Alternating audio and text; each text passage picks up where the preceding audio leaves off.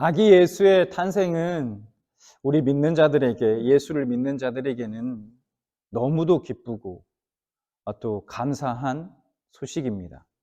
왜냐하면 아기 예수가 이 땅에 태어나시지 않으셨다면, 오시지 않으셨다면 이 땅에 살아가고 있는 우리들에게, 우리 사람들에게 아무런 희망도 소망도 의미도 없기 때문입니다. 죄인인 인간에게 유일한 소망은 오직 예수뿐입니다. 어떻습니까? 여러분들 모두 그렇게 생각하십니까? 그렇게 믿으십니까? 근데 여러분 그거 아십니까? 너무나 안타깝게도 우리는 이 기독교가 개독교라고 불리는 시대에 살고 있습니다. 그렇게 불리는 이유는 여러 가지가 있습니다. 그 중에 가장 첫 번째 이유는 각종 비리와 부패 때문입니다. 그러나 단지 그것 때문만은 아닙니다. 왜냐하면 다른 종교들에도 비리와 부패의 문제는 항상 있어 왔기 때문이죠. 그럼 뭐냐? 기독교에 대한 증오와 미움의 가장 중요한 원인은 바로 기독교의 배타성 때문입니다. 단순히 비리가 있다고, 부패했다고 비난하는 것이 아니라 예수만 옳다, 예수만이 진리다라고 말하면서 비리를 저지르기 때문에 더 많은 비난이 따르게 되는 것이죠. 모든 종교는 그 나름대로의 구원의 길이 있다라고 보는 그런 종교다원주의 사회에서는 그 어떤 종교도 더는 자기 절대성 혹은 우월성을 주장할 수 없습니다. 포스트 모더니즘 사회 안에서는 서로의 기준이 참이 될 수 있다라고 말합니다. 서로의 다름을 인정하고 존중하면서 모든 종교가 그런 변화를 지금 꾀하고 있는 그런 상황입니다. 이런 상황 속에서 오직 기독교만이 변함없이 계속해서 반드시 예수 그리스도여야만 한다. 그렇게 억지를 부리고 있는 것처럼 보인다는 거예요. 왜 예수님만을 믿어야 구원받는다고 말하는가? 왜 오직 예수라고? 왜 예수만이 답이라고 말하는가? 예수만이 길이요 진리라니 그건 너무 독선적이 아닌가? 기독교는 다른 종교에 비해 너무 배타적이고 독선적이라는 거예요. 세상 사람들에게는 예수만이 구원받을 수 있는 유일한 길이다라는 이런 메시지보다는 아니다, 꼭 예수일 필요는 없다 라는 메시지에 더 환호합니다. 여러분, 그래도 우리는 꼭 예수여야만 합니다. 예수님만이 길이요, 진리요, 생명입니다. 우리가 구원에 이를 수 있는 유일한 길이다 라는 말입니다. 우리는 그렇게 말할 수밖에 없다는 거예요. 모든 것을 양보해도 설사 목숨을 버리는 한이 있어도 이 사실, 이 진리만큼은 절대로 양보할 수 없습니다. 그 이유가 뭔가? 그걸 오늘 함께 나눠보고자 하는 겁니다. 자, 메시아가 처녀를 통해 잉태될 것이라는 예언의 말씀은 예수님께서 탄생하시기 전 약 700년 전에 이사야 선지자를 통해서 성경에 기록되었습니다. 이 마태복음을 기록한 이 마태는 예수의 탄생 사건을 기록하면서 이 처녀 잉태에 대해서 예언한 이사야서 말씀을 인용합니다. 이사야 7장 14절을 인용했습니다. 이사야 7장 14절 이렇게 말씀합니다. 그러므로 주께서 친히 징조를 너희에게 주실 것이라. 보라, 처녀가 잉태하여 아들을 낳을 것이요 그의 이름을 임마누엘이라 하리라. 이사야 선지자의 이 예언이 있은 후에 약 700년 뒤에 요셉과 마리아라는 인물이 등장합니다. 오늘 본문 말씀 18절, 19절. 예수 그리스도의 나심은 이러하니라. 그의 어머니 마리아가 요셉과 약혼하고 동거하기 전에 성령으로 잉태된 것이 나타났더니 그의 남편 요셉은 의로운 사람이라 그를 드러내지 아니하고 가만히 끊고자 하여. 우선 18절, 19절에서 우리는 예수님이 지극히 평범한 부모님 아래에서 태어나신 것을 볼 수 있습니다. 마리아는 처녀를 통해 성령으로 아들을 낳으리라는 그 말을 듣고 유대에 있는 엘리사벳을 찾아갑니다. 그 지역에서 3개월 정도를 머무른 뒤에 다시 원래 살고 있었던 집, 그 나사렛으로 돌아옵니다. 남편 요셉의 입장에서 생각해 보면 마리아가 저 먼 곳에 가서 3개월 정도 있다가 왔어요. 꽤 긴 시간 아닙니까? 3개월 정도 있다가 집으로 돌아왔는데, 다시 왔는데 임신한 모습으로 나타난 겁니다. 여러분, 오해할 수밖에 없죠. 요셉이 할 수 있는 것은 그래서 조용히 이혼 절차를 밟든지 아니면 간음죄로 법적인 처리를 하는 것, 그 둘 중에 하나였습니다. 그런데 요셉의 선택은 그 사실을 드러내지 않고 조용히 이혼하고자 했습니다. 여러분, 이 과정 특별한 게 있습니까? 그냥 보통 평범한 부부의 지극히 평범하고 인간적인 과정들입니다. 자, 1장 24절, 25절 말씀을 이어서 볼까요? 요셉이 잠에서 깨어 일어나 주의 사자의 분부대로 행하여 그의 아내를 데려왔으나 아들을 낳기까지 동침하지 아니하더니 나음의 이름을 예수라 하니라. 예수님의 출생에 대한 기록입니다. 이번에는 여러분, 뭔가 특별한 것이 있습니까? 역시 평범해요. 요셉은 그냥 꿈에 나온 천사의 말을 기억하고 그 말에 순종했습니다. 그의 아내를 데려오고 아들을 낳았고 그의 이름을 예수라고 지었습니다. 예수님은 분명 전능하신 하나님, 영존하신 하나님, 평강의 왕이십니다. 그런데 그 예수님의 출생에 대해서 마태는 그저 나음의 라고만 기록하고 있습니다. 아니, 어떻게 이렇게 간단하게 묘사할 수 있을까?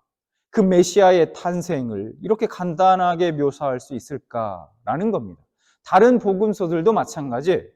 예수님의 탄생을 왜 이렇게 짧게 묘사하고 있을까요? 그것은 바로 예수님이 세상의 다른 아기들처럼 그저 평범한 아기로 태어나셨기 때문입니다. 예수님이 태어났을 때 우리가 알고 있는 것처럼 어떤 성화 속 그 그림처럼 얼굴에 막 광채가 막 있지 않았습니다. 마국간 주위에 천사들도 없었고요. 어떤 하늘에서 찬송하는 소리도 들리지 않았습니다. 예수님은 그저 한 인간으로서 지극히 평범하게 태어나신 겁니다. 예수님은 베들레헴 시골 동네의 초라한 마국간에 머물 곳을 찾아 급히 들어간 그 부부에게서 난 그냥 평범한 아기였습니다. 다른 아기들과 다를 것이 없이 배가 고팠으며 추위와 더위를 견디기에 도움이 필요한, 부모의 도움이 없이는 살 수 없는 자연적인 존재로 태어나셨습니다. 그렇습니다. 예수님은 죄가 없다는 것 빼고는 완전한 인간이셨습니다. 그렇다면 예수님은 완전한 인간이시기만 했을까요? 마태는 예수님이 성령으로 나셨다는 사실을 우리에게 반복적으로 말씀해 주고 있습니다. 볼까요? 오늘 18절. 성령으로 잉태된 것이 나타났더니 20절. 그에게 잉태된 자는 성령으로 된 것이라. 23절. 보라, 처녀가 잉태하여 아들을 낳을 것이요. 25절. 아들을 낳기까지 동침하지 아니하더니. 어떤 아기도 아버지의 씨 없이 태어난 아기는 없습니다. 생물학적으로는 불가능해요. 그러나 예수님은 오직 성령으로 나신 것입니다. 이것은 어떤 이단들, 이교도들이 주장하는 것처럼 하나님과 마리아의 어떤 성적인 관계를 통해서 난 것이 아니라 하나님의 창조의 능력으로 된 것입니다. 여러분, 예수님은 하나님으로 나셨습니다. 1장 23절 이렇게 말씀합니다. 보라, 처녀가 잉태하여 아들을 낳을 것이요 그의 이름을 임마누엘이라 하리라 하셨으니 이를 번역한 지 무슨 뜻입니까? 하나님이 우리와 함께 계시다 함이라. 천사가 요셉에게 말한 이 말씀은 첫째, 예수님이 성령으로 나셨다는 것과 둘째, 그것이 예언되었다는 것입니다. 이사야 7장 14절은 예수님이 태어나시기 전에 700년 전에 예언된 것이에요. 그러니까 한마디로 말하면 예수님께서 태어날 것이고 그가 바로 우리와 함께 계신 하나님이시다라는 것입니다. 예수님은 하나님으로서 이 땅에 오신 것입니다. 자, 여러분, 이제 여기까지 말씀을 들으셨으면 자연스럽게 한 가지 질문이 여러분들 가운데 생기셔야 해요. 어떤 질문이냐? 그러면 왜 하나님께서 인간의 모습으로 오셔야만 했을까? 하는 겁니다. 왜 하나님께서 인간의 모습으로 오셔야만 했는가? 그 이유에 대해서 21절에 천사는 이렇게 말합니다. 아들을 낳으리니 이름을 예수라 하라. 이는 그가 자기 백성을 그들의 죄에서 구원할 자이심이라 하니라. 예수님이 이 땅에 오신 후, 그러니까 1세기부터 지금까지 수많은 사람들이 품고 있는 의문, 그게 뭔지 아십니까? 아니, 바로 어떻게 전능하신 하나님이 유한한 인간이 되실 수 있는가? 왜 모든 만물을 말씀 하나로 창조하신 그 하나님이 스스로 한 걸음조차 뗄 수 없는 그런 어린 아기가 되셨나? 이에 대한 대답이 뭐냐? 바로 21절에서 말씀하신 대로 자기 백성을 그들의 죄에서 구원하시기 위해서입니다. 저와 여러분을 말입니다. 처음이요 나중이시며 알파와 오메가, 어제와 오늘 영원토록 동일하신 그 하나님께서 왜 어째서 시간과 공간에 제한되는 그 인간이 되셨나? 이 질문에 대한 답도 자기 백성을 그들의 죄에서 구원하기 위해서입니다. 베드로전서 2장 24절 25절 말씀을 볼까요? 친히 나무에 달려 그 몸으로 우리 죄를 담당하셨으니 이는 우리로 죄에 대하여 죽고 의에 대하여 살게 하려 하심이라. 그가 채찍에 맞음으로 너희는 나음을 얻었나니 너희가 전에는 양과 같이 키를 잃었더니 이제는 너희 영원의 목자가 감독되신 이에게 돌아왔느니라. 모든 인간은 자신의 힘으로 죄의 문제를 해결할 수 없습니다. 절대로. 성경 말씀은, 율법은 모든 사람은 죄인이라고 말하고 그 죄인은 피 흘림이 없이는 사함을 얻지 못한다 말합니다. 그러니까 인간의 그 죄의 값은 인간의 죽음으로써 갚아야 합니다. 다른 방법은 없어요. 그게 하나님께서 말씀하신 정하신 바입니다. 다른 어떤 짐승이 대신할 수도 없고요. 하나님이라는 신분으로 그 죄를 대신할 수 없습니다. 하나님께서 인간의 몸을 입으신 이유는 우리가 할 수 없는 하나님의 그 요구를 대신 이루어 주기 위해서입니다. 그래서 인간이 되셔야만 했습니다. 인간의 몸을 입어야 죽으실 수 있기 때문입니다. 예수님이 십자가에서 돌아가신 사실이 인간이 아니라면, 그냥 하나님이시라면 다 쇼에 불과한 것이 되어버린다는 거예요. 하나님은 죽지 않으시니까요. 반대로 그분이 완전한 하나님이 아니라 단순히 인간이시기만 했다면 어떨까요? 그냥 인간이시기만 했다면. 예수님의 십자가의 죽으심은 우리 인간의 죄의 문제를 해결하는 것과는 아무런 관계가 없는 것이 되어버립니다. 왜 그럴까요? 세상 어떤 인간도 죄가 없는 인간은 없습니다. 이것이 성경 말씀의 선언이에요. 죄 있는 인간은 죄의 문제를 해결할 수 없어요, 절대로. 죄의 문제를 완전히 해결할 수 있는 사람은 죄가 없어야 합니다. 그런데 죄가 없는 사람이 없다는 거예요.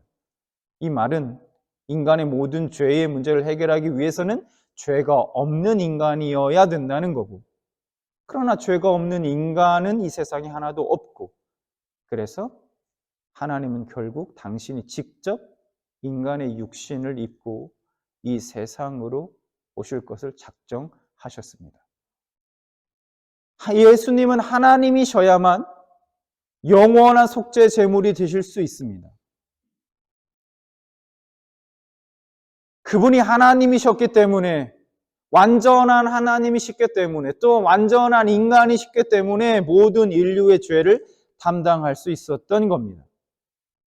그래서 종교개혁자 칼빈은 이렇게 말합니다. 만일 예수님이 하나님뿐이라면 그는 죽음을 느낄 수 없었을 것입니다. 만일 예수님이 사람뿐이라면 죽음을 정복할 수 없었을 것입니다. 그래서 예수님은 참 사람이요 참 하나님으로서 오셨습니다. 죄를 대속하는 데에는 사람으로서의 자신을 죽음에 내어주었고, 죽음과 싸워 승리한 데에는 하나님으로서의 자기 권세를 사용하셨습니다. 히브리서 4장 15절에 이렇게 말씀합니다. 모든 일에 우리와 똑같이 시험을 받으신 이로되 죄는 없으시니라. 누가요? 예수 그리스도가. 예수님은 우리를 대신해 우리가 달려 죽어야 할 그 십자가에 달려 죽으심으로 우리의 모든 죄에 대한 값을 대신 치러 주신 것입니다. 그리고 주님은 사망의 권세를 깨뜨리시고 다시 부활하셨죠. 만약 부활하시지 않았다면 그냥 자신의 죄 때문에 죽은 것이 될 것입니다. 그러나 주님은 부활하셨죠. 이제 그 부활하신 주님을 통해 죄로 죽었던 우리도 다시 살 수 있구나. 소망을 가질 수 있게 된 것입니다.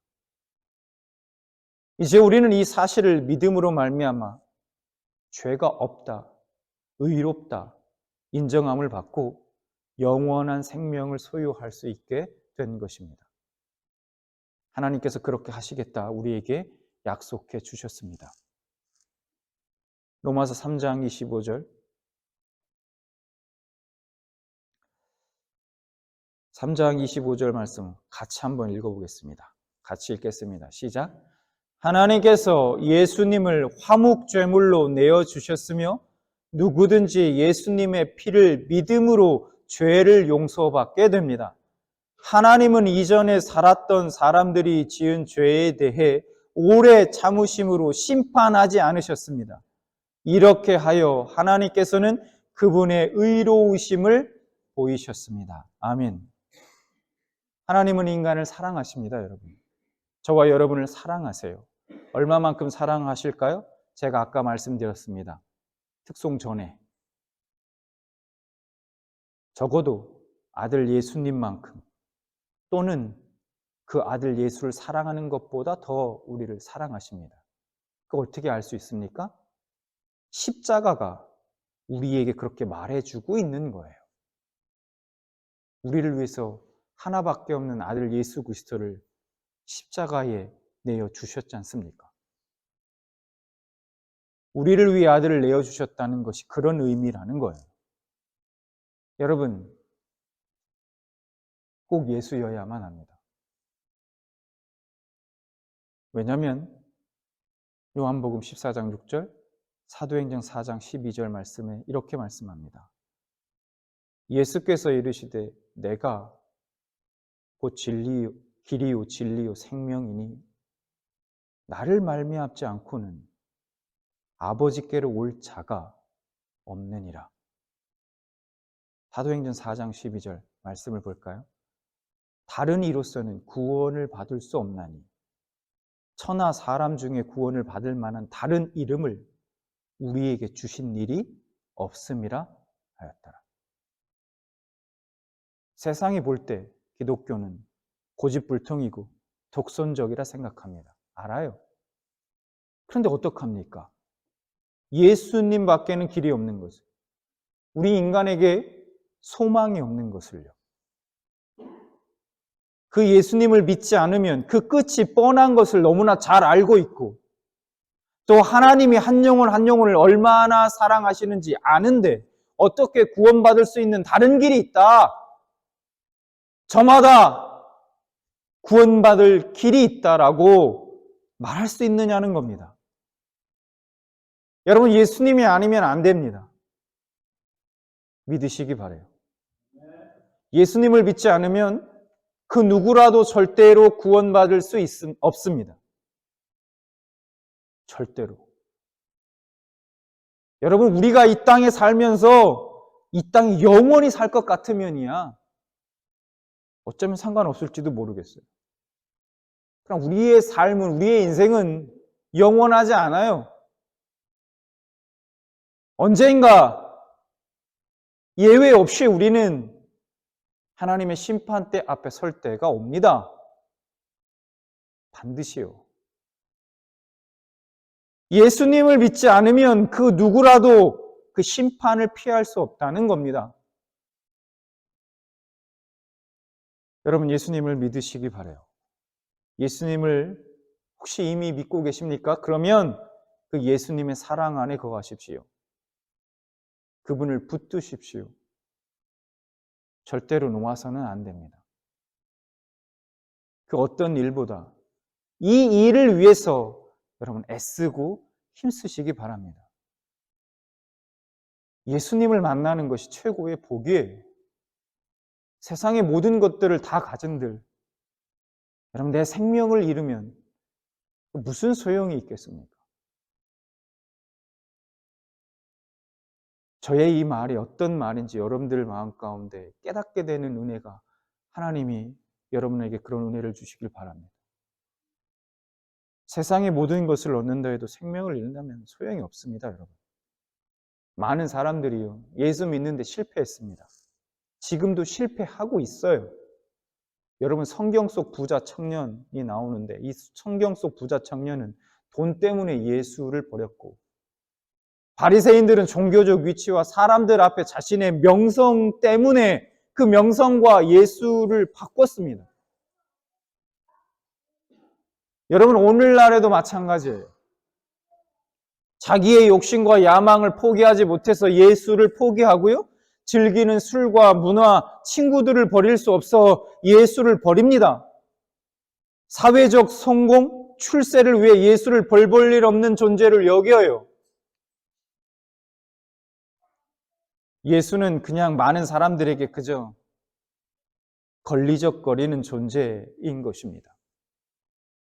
하나님의 분명한 말씀, 성경이 증거하는 유일한 구원의 길, 그 예수를 거절합니다. 여러분은 어떻습니까? 여러분은 어떠신가요? 이 시간 정말 간절히 소망하기는 하나님께서 역사하여 주셔서 아직 예수님을 믿지 않는 분들이 계시다면 그런 분들에게 하나님께서 믿음을 선물로 주시는 은혜가 있기를 바랍니다. 그래서 예수님이 이 땅에 오신 이 기쁜 날, 우리가 목소리를 높여서 함께 기쁘다 구주 오셨네 찬송할 수 있기를 진심으로 소망합니다.